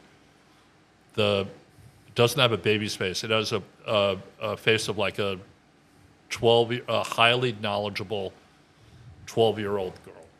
And from both coaching soccer but also teaching sixth graders in art, there is a pre-puberty wiseness that kids have at that age before they go through the meat grinder of puberty. Yeah. I have two daughters. I've been through it. I went through it myself. But the painting it took my breath away. And it turned out that the painter was a famous pre-Raphaelite entity, and she was in the process of painting the painting when she died in childbirth. And the painting was still on the easel in her studio at the time of the funeral. But it's like it makes me go all tingly inside. But it's like, really, some painting's only about that big, and so simple, so bright, so clear. It's actually utterly sublime. This is a thing that I can tell how much you can feel and understand when you interact with art. And I feel so mute when I interact with art. Like, I look at it and I aesthetically appreciate it, but very few pieces of art emotionally move me for some reason. That horse? No. I mean, got me. No, because I'm going to, with any kind of credibility I might have gathered to myself, like crumbs, I'm about to right, but I can tell your love in it. Like, you love it, and it affects you. But the reason why I became an artist or an architect is that I wasn't really good at anything but drawing. Well, you were understanding through that probably. But I got through high school because I could draw well and do sculpture, and people thought that was cool. So I was elevated from faceless nerd to on the periphery, but not part of the cool kid gang. Right. But at least I wasn't getting beat up in and was not able to. I went to Sarah Lawrence, but going from a top New England prep school to Sarah Lawrence in 1974 was not what anyone called a great achievement. And luckily I washed up at Cooper Union, which made me feel like I was the dumbest kid there. But it's I got into this because I do it well, and my parents dragged me to museums, so I developed I started going to museums when I was 4, whining and complaining the whole time. Right. And so it's part of my background, and I've lived all over the world. The way I interact with the places I visit is I go to the art museums, and when I was in high school, I spent 4 summers stuck in St. Petersburg. summer stuck while I was going to high school here, and the only thing to do was go to the museums and look at the work on the walls, and so that's where that started. But to me, going to an art museum is like opening a comic book. It's like there's all this great visual stuff that you don't like it, you walk by, but it's like, is it telling a story? I love the narrative aspects of painting. So when you look at a painting, you can feel and understand much of what the artist was putting into it, probably. Well, in part, yeah. I mean, I studied art history, so I'll know what life was like. I know that Caravaggio killed someone in a duel, and 15 years later, the family of the guy that he killed caught up with him and killed him in revenge. And that Artemisia Gentilucci was the daughter of a really famous painter, but she was raped by a nobleman, took him to court and lost. They're, sort of understanding, there's, what's the history, what was going on. Right. One of my favorite examples is, I sort of create a situation where Leonardo da Vinci is going to see Lorenzo the Magnificent, and he's going from wherever he's painting in Florence to the palace, and he has to cross the Piazza di Signorella, where they have all those great sculptures now. But back then, it was like an execution yard, and so you'd be going on your way to see your client, and there'd be someone being hung, drawn, and quartered, off in the corner as you're going to your business appointment. It was a really violent time, and the French army might be besieging Florence on the outside or something, and he goes in, and Leo's like, Lorenzo's like, "Hey, Leo, how's it going? Oh, hey, I got some cool drawings for you. You want to see?" And meanwhile, some guy he's dragged in, and Lorenzo the Medici turns around and says, "Yeah, cut his head off." And meanwhile, Da Vinci is like trying to sell him on whatever he's doing, or Michelangelo, or whatever. The world in which those people worked was absolutely horrific, yet they were able to produce this stuff. Well, I've always been in the mindset that if you're closer to the birth and death of life day to day, you're going to understand a lot more. And we're so insulated from it today. Well, yes. And that inspires, and but it comes out. Some of us are more insulated than others. I mean, oh, sure. But in general, we're massively insulated and just lost in our phones. And yeah, I would say a lot of people are, but I try not to be. Working in Harlem and living in Chelsea in the 70s in our loft, I saw 3 people murdered. And there was a lot of bad stuff that happened on a daily basis, and living in bad parts of town. I mean, if you could not have to have gone through that, would you choose to eliminate that from your past? No, not at all. I mean, the living in Russia during the Cuban Missile Crisis, and then when I was a kid, and then when I was in high school spending summers there, I mean, really, this is still Soviet times. I mean, you really have a much deeper understanding. What is a Russian? What is a communist? Most people here, they have no idea what a communist is. They have no idea what a Russian is. They have no idea what a fascist is. I mean, they just, Americans, we're getting off topic here, but have no sense of politics, no sense of history. No. And they have very, very strong opinions, but they're based on bullshit. Based on our entertainment, mostly. Keeping us happy and docile to a degree, continuing to work, continuing to be able to habit a cubicle. And well, once you live long enough, every movie and every TV show it's predictable. Is predictable. Yep. It's so odd to me, but there's nothing more enjoyable for me now than to actually reach for something I don't understand and just look out the window and really try and bring that thing to my understanding that I don't understand. Well, that's a really good thing to do. When I was at Cooper, I had a mentor named Dory Ashton who took over my senior year of art school non-studio education, and she would, for example, give me a painting by Wallace Stevens, a poem by Wallace Stevens or a poem by Mallarmé, or a painting, but a lot of poetry, and I had to, like, within 3 days, come back and tell her what that poem was about. Right.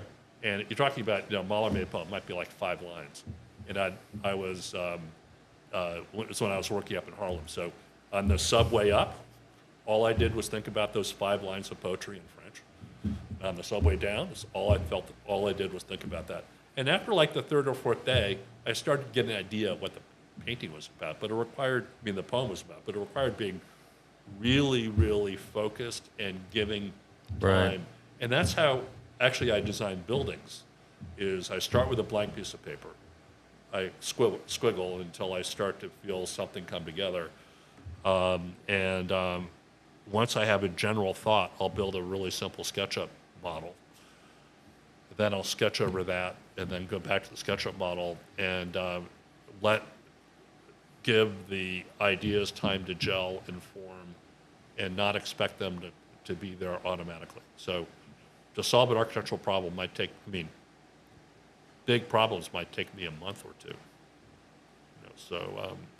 It's just going and hitting it and hitting it again and hitting it again. If you look at our portfolio, the primary elevations of the modern buildings that we do, the orientation of the verticals and horizontals of the curtain wall and what's glass and what's solid, those are the result of hundreds of hours of study.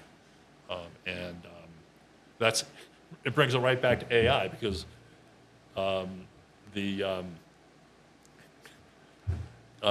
if AI was a person and they were in my sculpture class with Hans Hake at Cooper Union, what time is it? Time? Oh, are we okay? Oh yeah, no, I'm thinking if you asked AI to do a self-portrait. It wouldn't know what to do, but this is a big difference between AI and an artist. An AI can't explain what it's done, or why it did it, or what it means. Most people can't either. If they can't do that, the chances are what you're looking at isn't very good. Good art reflects a point of view.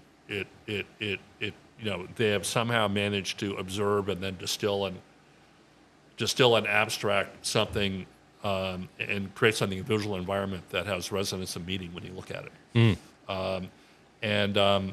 When I was at Cooper, if you did something in class, you had to defend it against all comers. So, right.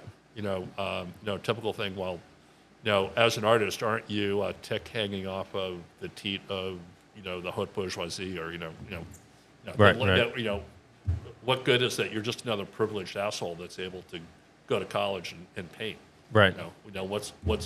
You're pretty worthless. From an it's kind of economic like a 45-year-old rock star. Yeah, but people still want to. I was at a party and the cover band was. Most people there were in their 30s, 40s, and 50s, and they did like 3 Fleetwood Mac covers. I was like blown away. If AI was a student walked into that class, he'd be thrown out because he wouldn't be able to say anything. Right. And if you can't talk about your work, you obviously didn't think about it. But I would imagine AI will easily serve us what we've shown to want over the past. Yeah, but it's kind of like driving forward while looking in the rearview mirror. Yeah, exactly. And it's going to be a regurgitation of, these amazing Wes Anderson light and color feel stuff that people are asking it to generate, and it just pops out. And the thing that's so hard is like, man, if I had to photograph that, geez, I'd have to get color coordination, understanding. I'd have to get a stylist. I'd have to light. I'd have to get a fog machine in here. I'd have to... Yeah, so, take another way at it. You go to art school and they say that, sorry, we can't afford a live model, so use these prompts to, it's going to produce an image of a naked woman, and you can draw that. If you do that, you'll find out that most of the women look the same.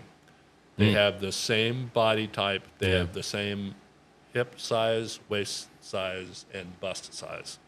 Because it's all, based, it's like, I have an Apple Music subscription, and it plays the same music over and over and over again. I have Algorithm. Yeah, and how do you get the algorithm to break itself? And the same thing is happening in AI. But one thing I forgot to mention about AI is the ability to determine what it uses for resource materials. So on my Pinterest board, there are a couple of folders. One is called miscellaneous art, and there are images of abstract art and sculpture, or photographs, black and white or color photographs of architecture that are very abstract, that could almost be abstract paintings. And I now have hundreds of images on this, and also have another big board I use is White House prototypes or Village Modern, where I'm going out and I'm selecting stuff that I think is relevant to what I'm doing, and I can use it as a resource, point of inspiration or a point of navigation. And there's typically something I like about it. It's like there's a really good figure-ground relationship between the stone walls, the plaster walls, and the glass, the landscaping, and the blue sky. So the purpose of that is when I can learn how to create, I guess it's called a center point in Stable Diffusion. It's a body of data that your version of Stable Diffusion, or whatever the program is, uses to access what it's going to, you're limiting what the AI can access to only things you want it to see. Right. So, you can build a Stable Diffusion center point component that. Yeah, so you can get a set of precedents from a client. And so you can, if you have to develop, classical building ideas, you can input all the images of, or tell it to go find all the images of the 15 best classical architects. And then you can tell it what you want it to do, referencing that information. And it's sort of like a automatic version of the Midjourney blend image thing. Right. So then you can give it more parameters, and as it gets better, where I see AI going is that you're going to be able to tell it based on the development of it as an instrument. So imagine that your own body of visual data is like a key that the music must be played in.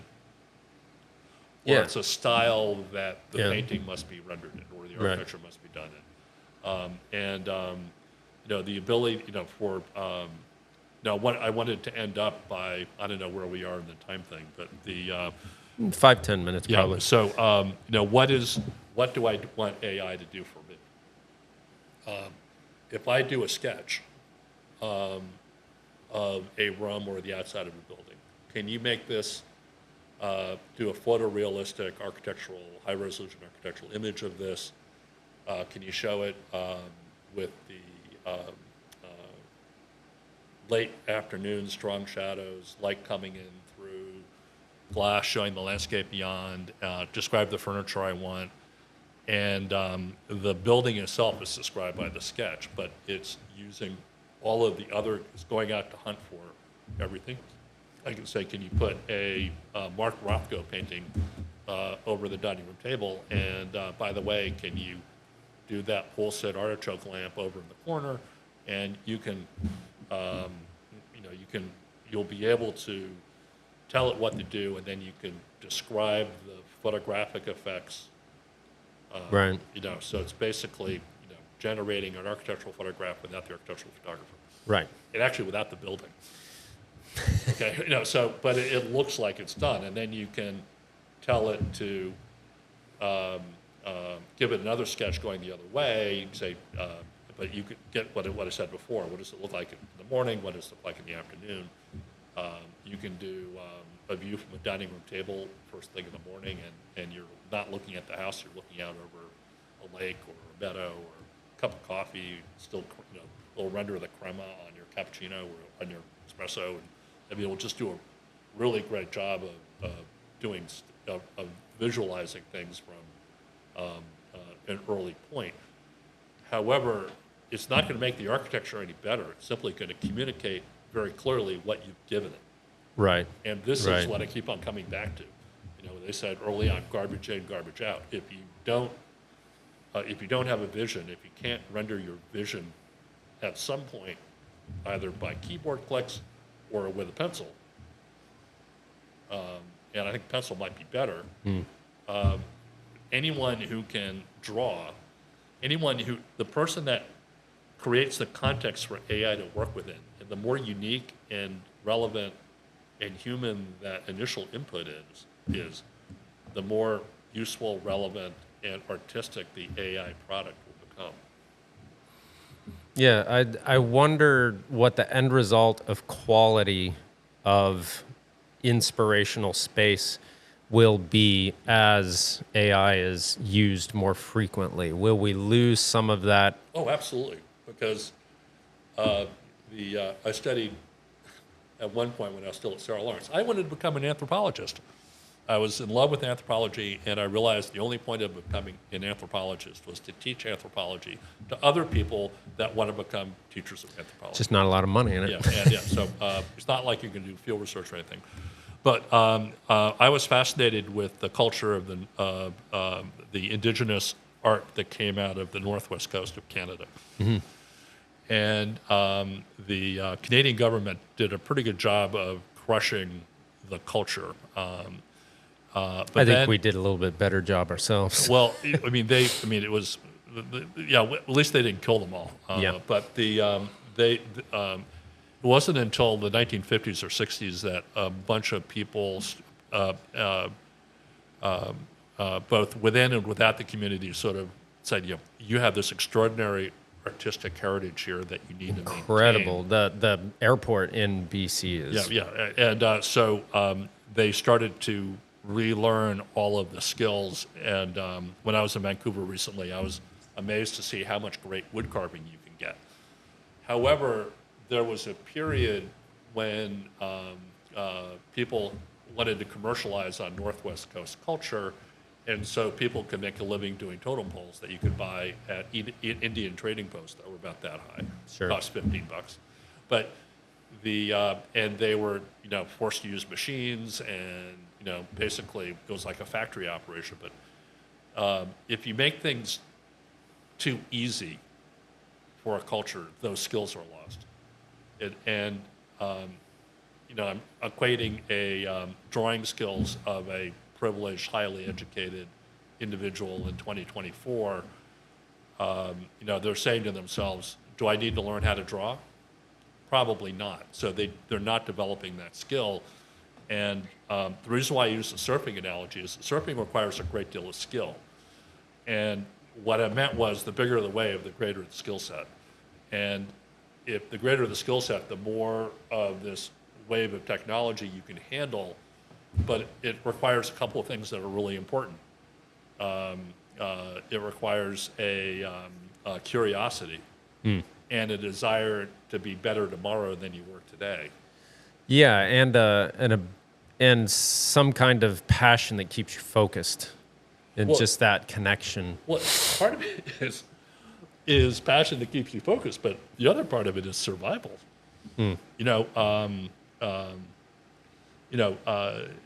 Learning how to manage this stuff. The reason why I've been, trying to keep on top of technology throughout my career and reinventing myself periodically in order to do that.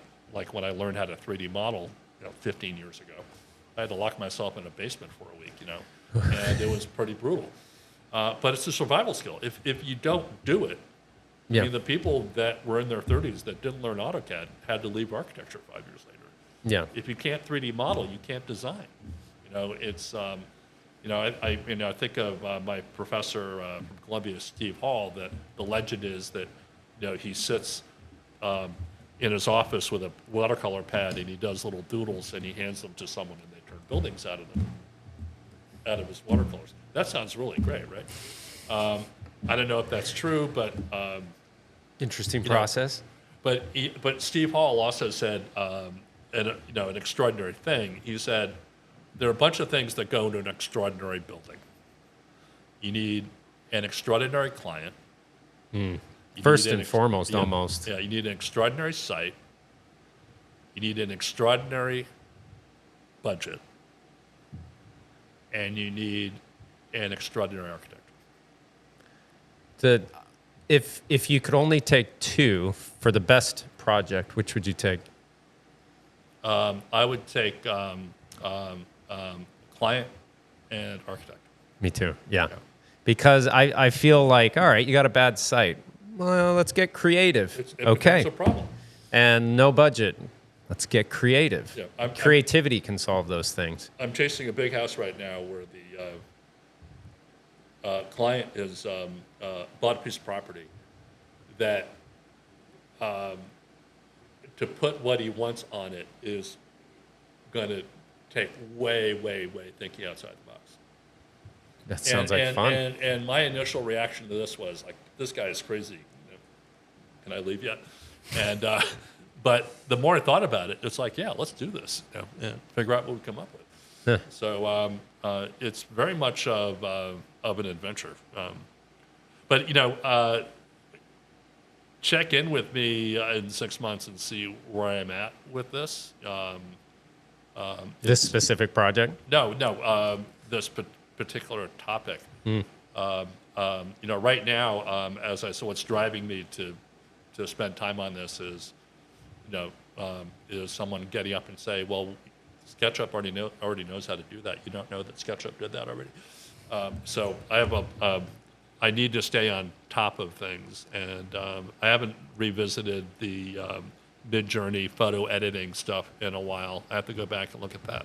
So have you played around with ChatGPT much at all? Not from an image standpoint, but we are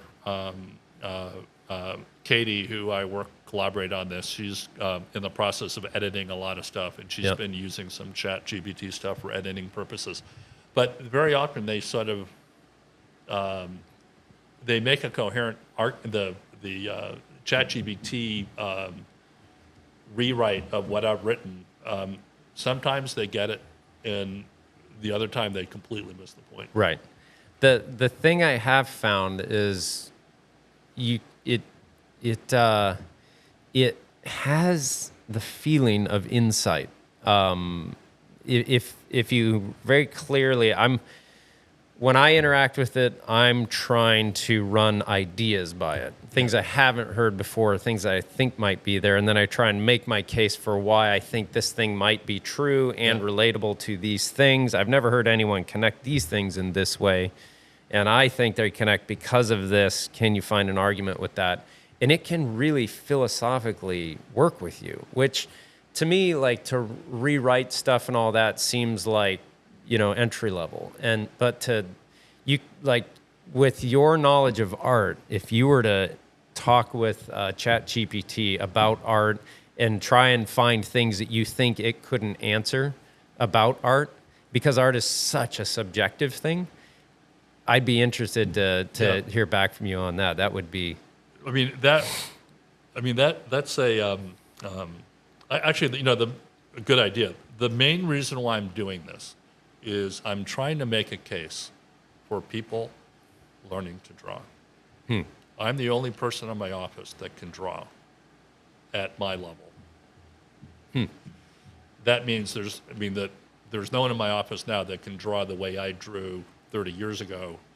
Right. And they simply haven't had the opportunity to learn how to do it. I was lucky. I was stuck in St. Petersburg with nothing to do but draw pictures, work my ass off for the CBs who taught me how to build, and go to museums. and Right. watched Michel Vershnikov perform at the Current Ballet for like 20 times before he defected. It wasn't all bad, but I developed I was brought up without TV, because since I lived in Europe until I was 10, there was no TV to watch. And I remember coming back and spending 6 months in Philadelphia, in Jenkintown, and between postings, so my father is going to the Naval War College in Newport, Rhode Island, and wow, there's Flintstones and Yogi Bear and Dennis the Menace and all this other stuff, but my grandmother wouldn't let us watch more than an hour a day. So Good for her. The other thing I did in Russia is I did a lot of reading, and in prep school, maybe it's different now, but you didn't have TV in your room in those days. So I have a highly developed imagination, and that helps me become, my imagination drives what I want to draw, what I want to design, what I want to photograph, what kind of buildings I want to do, what sort of paintings I want to do later, and imagination is the source of vision. So if imagination is a muscle that you have to build. Yeah. So I've always, a really good example, when I read Lord of the Rings when I was like 12, I could like completely get into it. But I know people that tried to read that book, and they would like, this is the most boring thing I've ever seen, because they couldn't imagine all that stuff that was going on. Right. But that's really what it. There are no shortcuts. Ooh, all right, let's wrap with this. Okay, so I was sitting kind of writing down thoughts on AI as we run by. There's one joke that I came up with in my struggle of understanding God, faith, and spirituality. What do pornography, fundamentalist religion, and fast food have in common? They're all Disposable. shortcuts. Shortcuts, yeah. Like a meal, you're supposed to garden, you're supposed to prepare, you're supposed to cut the basil and smell it, feel it, and be with someone while you're doing it. It's and what it calls slowing down, right? slowing down. Religion that teaches you exactly what to know and exactly what to do does not change your character. It tells you the boxes to check so you can still do what you want to do. Religion is about practice and action. Fundamentalist religion. Yeah, not just believing in something. And Yeah, pornography is, well, let's just get to the point here. It's all shortcuts that go past all the beauty that. Well, it's interesting that you brought up the P word, because you talk about loss of skill. The loss of skill among young men when it comes to dealing with young women, because their idea of a date is all happens in an 8-minute porn video. Right. And it's terrible. I mean, but what is the biggest use of AI? It's going to be that, I would imagine, It's because pornography. everything else is, the first profession, and then, yeah. I mean, the amount of computing energy that goes into the porn industry is phenomenal. And then the other thing about AI, of why it's not good for us, that AI is consuming an extraordinary amount produces an extraordinary amount of carbon dioxide, and it pollutes a tremendous amount of water. AI, Yeah. just because of the computing processing power. AI is responsible for, this article in the paper about this last week, Google's energy usage going up by 20%. Whoa. 20% in the last year. So, Yipes. Or 19%. So it's, they're no shortcuts. I mean, garbage in, garbage out. It's the same old, same old. Well, thank you for coming all the way up to Biddeford to talk with my me pleasure. in person. I'm excited to hear how your talk in Las Vegas goes. If I can watch it live, I'd love to watch it live. So let me know. And is there somewhere that people can see it, or? I don't know, but they're in Boston in the winter. I think either in January or February. I pitched. There's a talk called Designer, Architect, Builder, builder, architect, designer, the bad talks, and they're organized by a bunch of people in the industry, and they bring in people to talk on topics. And I'm going to be giving 1 or 2 talks on this at the bad talks early next year. The bad talks, I like the that. bad talks, and I'm also trying to see if any other groups of architects are interested in having a discussion about this. But the unique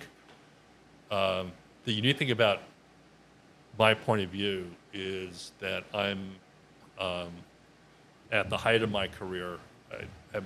I don't need to prove anything to anyone but myself, and I know how to draw. And I started drawing when I was 4, and I've been active in every major evolution of architectural visualization. And so I have this enormous body of experience and knowledge and output. I've got good drawings, and my good drawings are good, and I'll probably have to put some together for you. No, I'd love to see 'em. So I can compare those to what Midjourney is doing, or what a renderer is doing. When we didn't talk about that much, but renderers, when you send them a SketchUp model and they put in these beautifully built 3D models of furniture, and they get the fabrics and the light surface reflectivity perfectly right, and and it's all done by people making $3 an hour, Right. in somewhere in the third world. But it's been a lot of fun to be here, and I probably talked way too much, but. No, it's great. That's what this is for. Yeah. No, I love it. Conversations like this where you can just sit down and talk about a subject. It's not common in today's age anyways. Yeah. And I think people kind of make fun of a lot of people podcasting, but if no one listens to this, 2 people sat down for a lengthy amount of time and discussed something meaningful and, progressive in a sense. So and that just for us is worth it. Yeah. No, it helped me clarify some ideas, and there's always we know a little, but we don't know what we don't know, and so we have to figure out all the things we need to know that we need to know. This is where struggling ideas are so incredibly valuable. So great. Thank you for coming on up. If you guys want to know and see more of Marcus's work, mga.com or It's mgaarchitects.com. MGAarchitects.com. Marcus Gleysteen. The URL for MG Architects went like 50 years ago, so we're lucky to get that. There you go. The second A stands for awesome. But Awesome. great. Thank you so much. My pleasure.